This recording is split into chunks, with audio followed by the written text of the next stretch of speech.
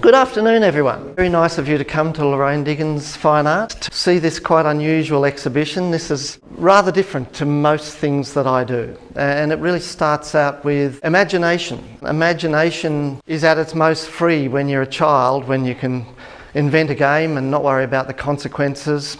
A child's imagination is free like a bird. It's not tethered by responsibility, it's not tethered by gravity, it's not tethered by road maps. Paper darts have always symbolised imagination for me. They're a motif that I've been using since first time in 1985. I did a suite of 4 paintings called Flights of Fancy. This happened quite serendipitously.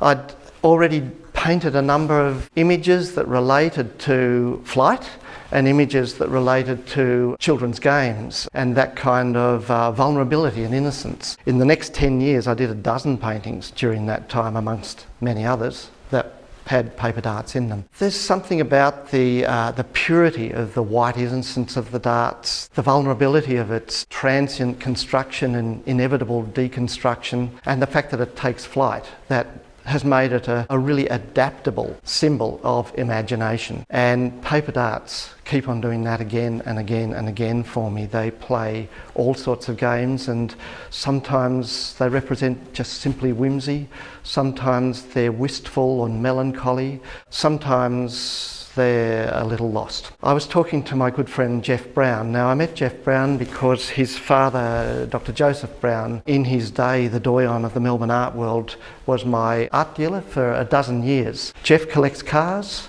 and he collects art. And for some reason, whether it was he or I don't know, we started talking about the Goggamobile dart. One of us said, wouldn't it be funny to do something like the BMW art cars and just play on the pun and put my paper darts onto a Goggamobile dart. When you have seen my paper dart pictures, you may wonder how I go about making that dart look like it flies. Well, I do it the same way as I have made this installation here, where you see a flock of darts flying right through the gallery. This is an installation which I've called Slipstream, and I've done a number of these things. It originally grew out of the fact that when I want to draw a dart and make it look like it's flying, I used to hang it like a marionette, and I'd put a spotlight on it so it had the sun shining on it, making the appropriate shadows on the wall and the shadows within the dart itself. I realised that to paint this car and make it work as a fluid thing and have some kind of velocity, I would have to think of the body of the car the same way as I think about an architectural space.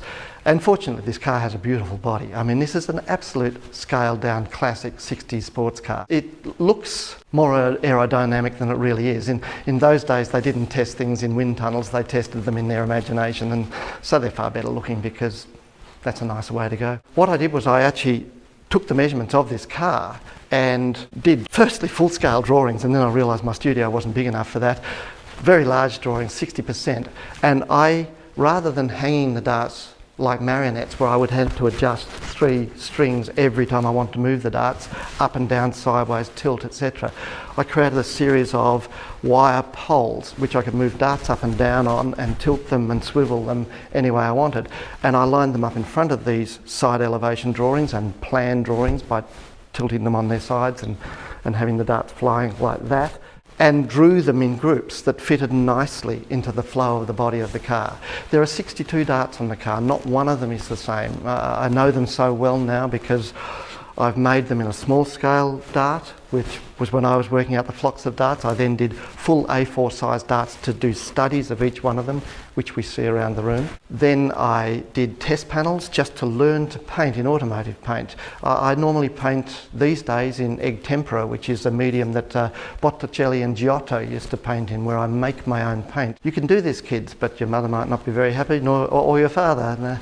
You grind pigment and you get egg yolk, and the egg yolk holds the coloured pigment, powdered pigment together, and that is paint. And it might sound like it might go off in a week, but the stuff in Egyptian tombs has been there for 4,000 years and looks like it was painted yesterday. So it's an absolutely beautiful medium. This is another kettle of fish. This is a very robust medium too. It's made to withstand the weather. First bit of art I've got that you can just hose down if you want to clean it. You don't have to put on conservationist gloves or anything like that. But there were going to be things to learn to actually paint with this, because I wanted it so thin that when I finished it with many layers of paint, you couldn't even feel it once it had been clear lacquered over the top. I had some plates of aluminium sprayed the way the car was going to be sprayed to my design, and that was this lovely cobalt blue down through to the hazy sort of horizon.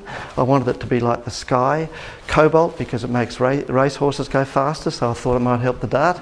If I hadn't done this haze to the horizon and it was just a blue car, it would look like it had a whole lot of stickers put on it. So I wanted it to really look like they were flying through the sky. Those first 4 of those test panels were just to test the colour, to get the colour I was imagining done right, because it's not a stock colour that you can give them the code for. And then I learnt to paint in automotive paint, and I had to use a lot of thinners. Now, thinners certainly allow the paint to be more dilute, but because I paint in a lot of layers, they strip what you put down as well. So I had to do a lot of experiments with brushes. I had to do a lot of experiments with technique so that I didn't just destroy what I was doing while I was going along.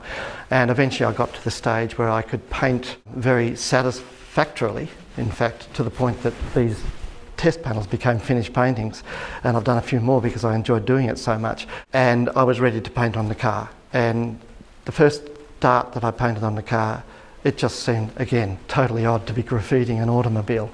The car had been painted with this lovely fade. It had been given a clear coat of something called 2-pack, which is pretty well impregnable, and then sanded back. That surface meant that I could paint on the car without damaging the paint underneath, and then that same 2-pack was going to be coated over the top of this car. From go to woe, this project has taken almost 15 months. Not unusual for me. There is an egg tempera painting in the hallway as you come in called Spartacus, which has the MCG in the background, and my son Stephen wearing his Essendon jumper at the end of the laneway about to kick to you. I did that over a 3-year period.